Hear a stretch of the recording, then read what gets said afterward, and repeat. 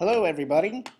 Good afternoon, good morning, or good evening, wherever you are. My name is Dr. Scott Petrie. I am your co-instructor for helping history teachers become writing teachers. And this post is a follow-up to my earlier lecture on SRSD writing instruction. And even though these lectures are meant for course participants in the MOOC, helping history teachers become writing teachers, from January 12th to February 24th, 2015. Feel free to make comments or join our asynchronous Twitter conversation under the hashtag HistRW.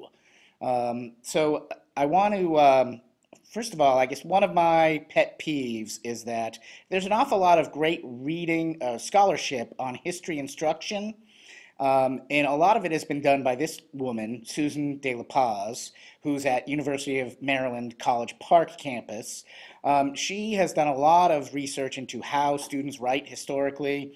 This study we're going to talk about today is reading and writing from multiple source documents, and where they measure the effects of the strategy instruction with low to average high school writers. Also, the co-author of this is Mark Felton. Now, De La Paz, Chauncey Montesano, and Mark Felton have all written a great book on reading and writing strategies in history. But this is a study from a couple years back that really, I think, it does a great job showing history teachers how they can measure and show improvement in their students' writing. But because it's written for academics, I think a lot of history teachers read it and they're intimidated by it because it has a lot of statistical academic speak. So this just really tries to summarize it so that we can understand the big picture. So again, great props to Dr. De La Paz and Dr. Felton. They're doing outstanding work. It is important to history teachers, and it's much easier to take this work and bring it into your classroom than you might think. So the problem and the purpose of this study is that there have been many studies of history classrooms that reveal that there's virtually no writing instruction going on in history classes, even in exemplary classrooms, even with exemplary teachers. So as a result, student essays in history tend to just list facts rather than argue claims. They leave arguments unexplained, and they draw or use the evidence they're provided at random. Sometimes they do, sometimes they don't. And so the consensus is that a majority of adolescent writers really struggle in writing a simple argument in history. And over the last 15 years, research has been conducted that addresses the discipline-specific demands of history writing. It's focused on how students build a global argument from a local argument or a larger argument from a series of smaller arguments, and really how they interpret what they read and understand and evidence used in the documents in their essays. Now, previous research suggests that students don't learn to situate or explain in context the quotations and the evidence that they get in their multiple documents or their document-based questions. Also, students struggle to develop interpretations that are supported with evidence. And while DBQ instruction is fantastic and it helps students improve their persuasive essays, studies have shown that this does not help students write evidence-based argument. So these researchers developed a SRSD, Self-Regulated Strategy Development Intervention. And the purpose of this study is to measure how effective this intervention is. How much does this SRSD writing strategy help students improve their essays? So they had three hypotheses. One, what they did is they took a group of 180 students, they divided it in half. There were about 79 in the treatment group, and there were 81 in the control group. Actually, I think I reversed that. There were 81 in the treatment group and 79 in the control group. The control group did not receive the SRSD instruction. So the authors of the study had three hypotheses or theories that they wanted to prove. One is that after treatment, students who receive instruction in analyzing sources and planning argumentative essays will demonstrate a greater use of the evidence from the documents than the students in the comparison group. The second hypothesis is that students will write more, students in the treatment group, will write more advanced claims and rebuttals after they've received the SRSD instruction. And the third is that students will write longer and qualitatively better essays with greater factual accuracy and overall persuasiveness after receiving the SRSD instruction.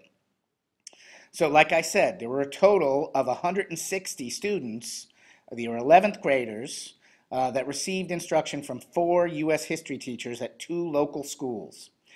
They all took scores. They were all tested on what's called the Wechsler Individual Achievement Test, which is a writing test that was administered before the study began.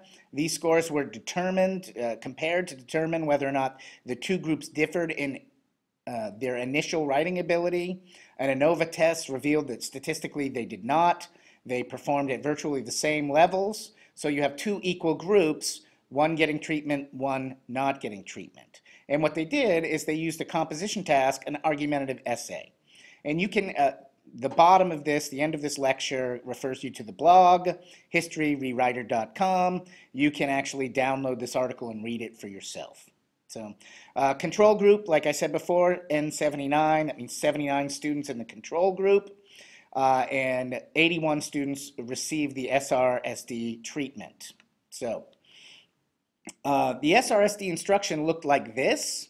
You can see this is a detailed model that helps students learn how to, what we call consider the author, understand the source, critique the source, and then come up with a greater understanding of the document. They also used another mnemonic called STOP. Well, actually, before I get to that, I should go to the instructional framework, where they decided that first they would develop student background knowledge, so they would actually teach content. Then they would describe the background knowledge. Then they would model how you write a good essay, how you incorporate evidence, how you make a thesis statement. They would give the students mnemonics that would support it, and then they would give them independent practice time. And again, this was based from an earlier study by Harris and Graham, Steve Graham, who you've heard quite a bit about already. So they used a mnemonic device called STOP, which reminds students to stop and consider and generate ideas on both sides of the argument before deciding which side to support in their writing. The steps of the mnemonic, as you can see in front of you, tells them to suspend judgment, take a side, organize, select and number ideas, and plan more as you write. These teachers modeled self-regulatory statements, such as, since I decided to put my thesis statement first, I'll write it as the beginning of my introductory paragraph. Now, all of these student essays were coded so that the graders could identify the claims. Raters identified all claims in the essays, and they rated them as in favor of or against the position. They also counted up the number of claims, and they even controlled it statistically for essay length, because obviously people who write longer essays can put more claims in, and then they averaged those numbers of claims. They also counted and analyzed the number of rebuttals, and they came up with a method to measure them along 4 degrees of sophistication, which we'll talk about at the end of this. So the results from this study show that in comparison to the control group, the essays written by the students who received SRSD instruction were longer, were rated as having greater historical accuracy, and were more persuasive with detailed claims and rebuttals.